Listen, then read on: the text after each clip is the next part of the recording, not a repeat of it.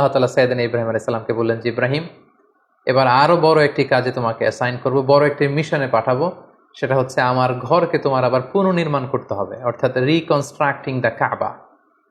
কারণ আমরা জানি কাবা প্রথম নির্মাণ করেছিল ফেরেশতারা, তারপর করেছিল আদম আলাইহিস সালাম, তারপর করেছিল নূহ আলাইহিস সালাম।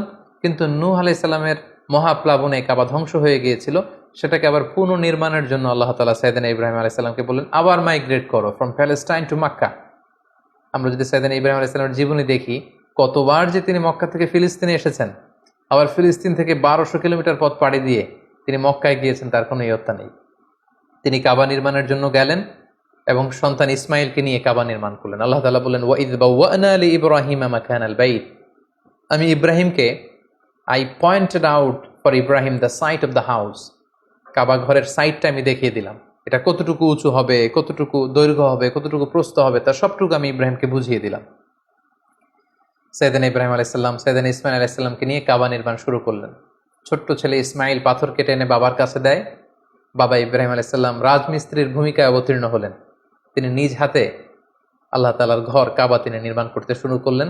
বাপ ছেলে দুজনই পড়তে আরম্ভ করলেন, রব্বানা তাকাব্বাল মিন্না ইন্নাকা আনতাস সামিউল আলিম।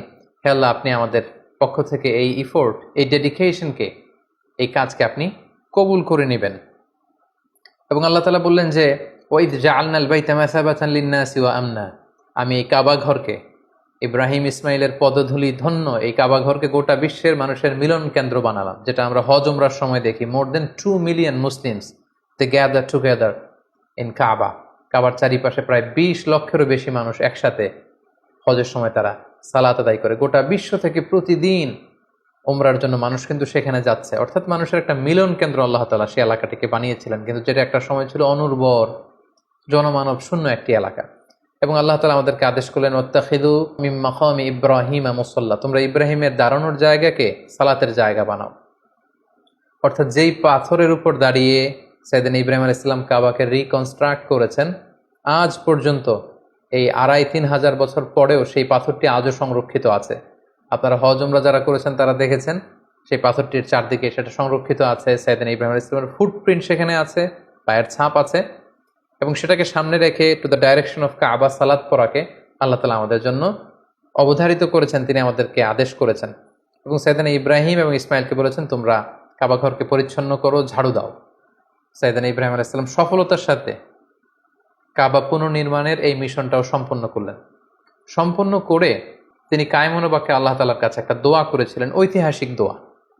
তিনি বলেছিলেন, রব্বানা ওয়াবআথ ফীহিম রাসূলান। হে আল্লাহ, এই মক্কায় আপনি একজন রসুল পাঠাবেন, ইয়াতলু আলাইহিম আয়াতিক, যে আপনার আয়াত তেলাওয়াত করবে, ওয়া ইউআল্লিমুহুমুল কিতাবা ওয়াল হিকমা, এবং এই এলাকাবাসীদেরকে তিনি আপনার কিতাব শিক্ষা দিবে, সুন্নাহ শিক্ষা দিবে, ওয়া ইউযাক্কিহিম, তাদেরকে পরিচ্ছন্ন করবে, ইন্নাকা আনতাল আজিজুল হাকিম, আপনি মহাপরাক্রমশালী, আপনি প্রজ্ঞাময়। এই বরকতপূর্ণ দোয়ার বদৌলতে বেসিক্যালি আল্লাহ তাআলা আখিরি জামানার পয়গম্বর বিশ্বনবী মুহাম্মদুর রাসূলুল্লাহ সাল্লাল্লাহু আলাইহি সাল্লামকে প্রায় 2500 বছর পরে মক্কায় শেষ নবীর আগমন ঘটে। এবং আল্লাহ রাসূল সাল্লাল্লাহু আলাইহি ওয়াসাল্লাম তিনি বলতেন, আনা দাওয়াতু আবি ইব্রাহিম, আমি হচ্ছে আমার বাবা ইব্রাহিমের দোয়ার ফসল। ওনার দোয়ার বদৌলতেই আল্লাহ তাআলা আমাকে এই পৃথিবীতে শেষ নবী করে পাঠিয়েছেন।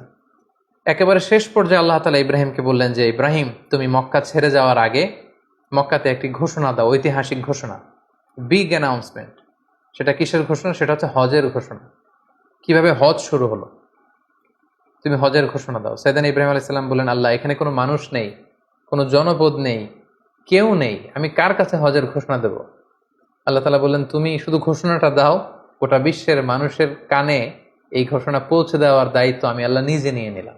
সুবহানাল্লাহি ওয়া বিহামদিহি। আল্লাহ তাআলা বলছেন, ওয়াআযযিন ফিন-নাসি বিল হজ্জ ইয়াতুকা রিজালা ওয়া আলা কুল্লি দামিরি ইয়াতিনা মিন কুল্লি ফাজ্জিন আমিক। ইব্রাহিম, তুমি ঘোষণা দাও, তোমার এই ঘোষণার বদৌলতে দেখবে আগামী বছর থেকে গোটা বিশ্ব থেকে মানুষ আসতে শুরু করবে।